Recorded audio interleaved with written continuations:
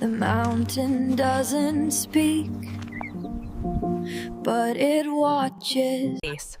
A forgotten paradise, perfectly preserved by time and nature.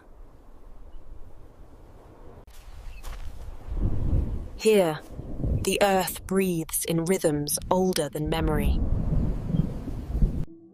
In every shadowed corner, a story whispers.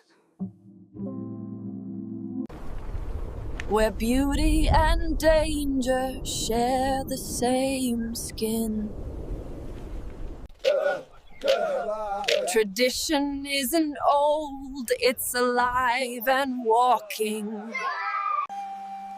In the mist, the earth becomes poetry. These giants do not grow fast, but they grow with memory. Not all wild places roar, some just watch and wait. Some journeys end in silence, others in waves and wind.